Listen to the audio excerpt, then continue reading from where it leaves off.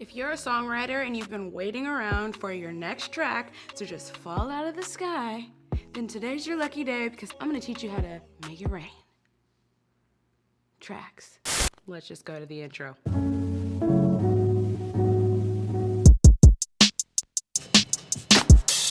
Welcome to my channel. I'm Breana Marin, and I've managed to make a comfortable living selling my music online, but there always comes a time when I can't find a track that just really gets me going. So I take matters into my own hands and I make my own. I know you're probably thinking, I don't know how to produce. I don't know how to play an instrument. Don't worry, I got you covered. And whether you're using GarageBand or Logic Pro X or Ableton or whatever, you can follow along this process. So let's just get right into it.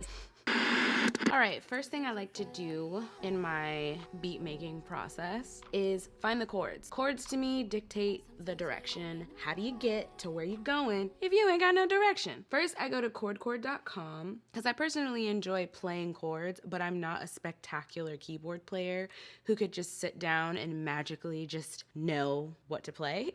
So I need someone to tell me what to do. I go to chord, which is a generator that basically shuffles around a bunch of different potential chord progressions.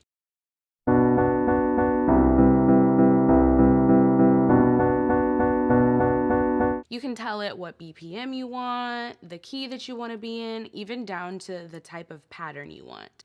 If you're not a music theory genius, you can hover over each chord and it will display the notes that belong to that chord. So then you just take that information to the keyboard, practice a little bit, and press record. If you're not in the mood to play out chords, you don't have to. Sometimes I go to sounds.com. I find chord progressions that have already been played out and are royalty free, and I just drag and drop them into Logic. It's super easy, and it's highly recommended. When you're ready to start playing your chords, you want to just create a new instrument track, set the BPM that you've decided on, either on chord.com or just by practicing and you felt like it was a comfortable BPM, and turn on the metronome and select a sound. I'm obsessed with anything from output. Signal in particular is my favorite. It's a pulse engine, so when you play your chords, they don't just sound like regular old chords, they pulsate to the beat, and I really dig that. So let's just pick a sound. I'm digging this one.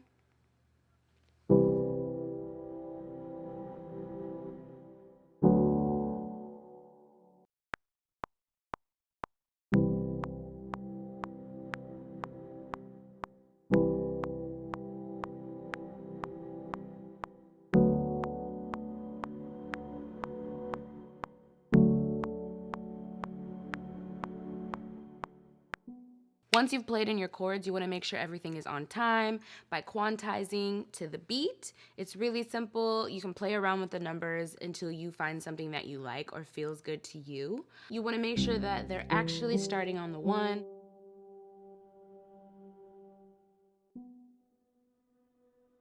Because for some reason in Logic, when mine isn't directly on the one, it doesn't play out properly. I mean, I guess that makes sense. It makes perfect sense, actually. So now that you've recorded your sounds, you can play around with different instruments and manipulate effects. Sometimes I have zero clue what I'm doing, but it's fun to just turn knobs and see what it does to your sounds.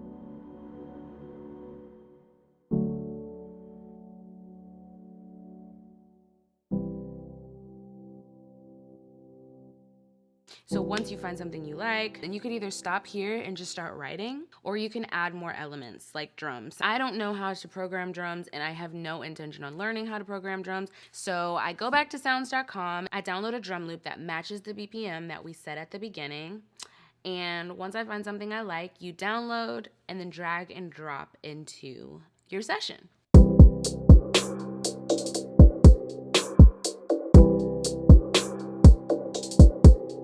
When I'm really feeling myself, I open up Arcade and I add more elements like vocals, anything that will make it more special.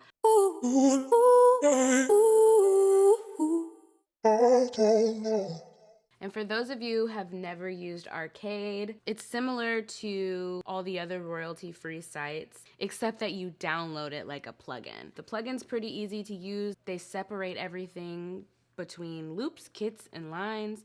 Lines are like a brand. basically, like Nike, and then kits are like the shoes, and then lines are like all the shoes kind of just thrown everywhere so that you can just dig through it any particular way you want. So once you find something you like, you just press record and you play it at the time you would like it to be heard.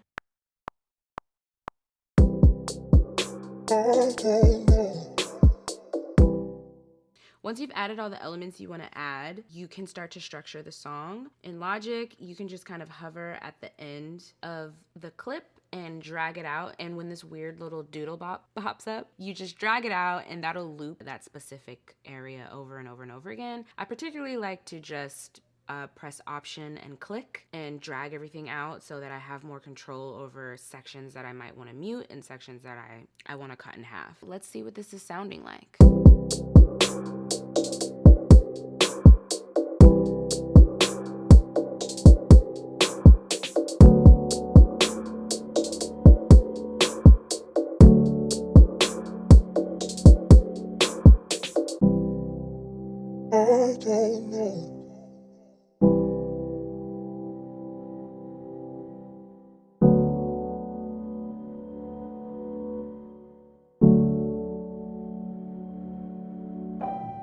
So as you can see, it doesn't take much to make a basic track that you can write to. I actually released this one on BeatStars, collaborated with a producer who really brought out the song's full potential, and I didn't waste any time looking for inspiration that I couldn't find. If you'd like to hear how the track turned out, the link is available in the description box. If there's something that I touched on but didn't dig deep enough for you, comment below and let me know what you would like to see. Why is it so hard to do the right thing?